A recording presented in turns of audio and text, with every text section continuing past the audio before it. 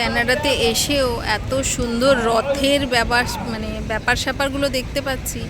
মানে এত সুন্দর লোকেদের আয়োজন এখানে, মানে মানুষকে কিভাবে সেবা করতে হয় আমি এখানে দেখে জাস্ট অবাক হয়ে গেলাম। মানে দেশে যখন সবাই রথের মেলা করে হৈ হৈ করছে, তখন আমরা যারা প্রবাসে থাকি না, তখন আমাদের মনটা একটু খারাপ লাগে। কিন্তু আমরা এখানে কানাডাতে সেটা আর বেশি মিস করলাম না। এখানে ব্র্যাম্পটন বলে একটা জায়গা আছে, যেখানে হয়েছে বেশ বড় করে রথের মেলা ঠিক নয়, মানে রথযাত্রা বলা যেতে পারে। তো আমি আমার পুরো পরিবার, মানে আমার মেয়ে, আমার বর, শাশুড়ি মা, আমার মা, সবাই মিলে বেরিয়ে পড়লাম রথ দেখতে। এসে কিন্তু বেশ ভালোই লাগলো। মানে এখানে ঠিক আমাদের দেশের মতনই রথ বেরিয়েছে, একটু ছোট, মানে এখানে যেরকম করা যায়। আর সবাই সেই রকমই নাম কীর্তন করতে করতে রথ নিয়ে যাচ্ছে, রথের দড়ি নিয়ে। আমার মেয়েকে দিয়ে একটু রথের দড়িটা টানালাম, যেটা আমরা সব সময় করে থাকি রথ গেলে। আর তারপরে বেসিক্যালি এই ব্র্যাম্পটন বলে জায়গাটা না, এখানে বেশিরভাগ পাঞ্জাবিরা থাকে। তো হঠাৎ করে দেখলাম যে রথের নাম কীর্তনের সঙ্গে সঙ্গে একটু পাঞ্জাবিদের মিক্সচার শুরু হয়ে গেল।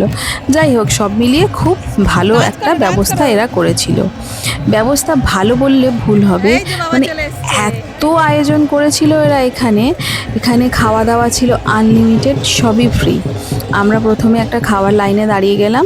সেখানে মানে যত খুশি তোমরা খাবার দাবার নিতে পারো, মানে প্যাকেট দিচ্ছে, এক একটা প্যাকেটে থাকছে রাজমা আর ভাত, আর তার সঙ্গে মিষ্টি মিষ্টি সুজি।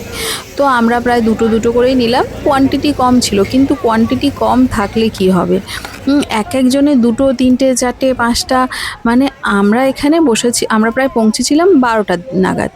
আর 12টা থেকে আমরা 4টে, 4:30 অবধি ছিলাম। মানে আমরা যতক্ষণ ছিলাম ওরা খাবার দিয়েই যাচ্ছে, মানে এত খাবার।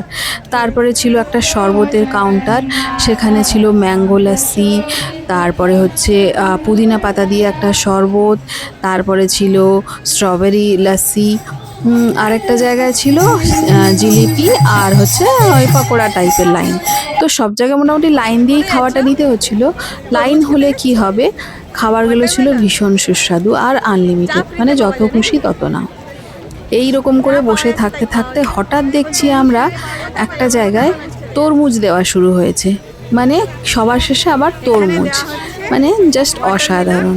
চলো সবাই ভালো থেকো, টাটা।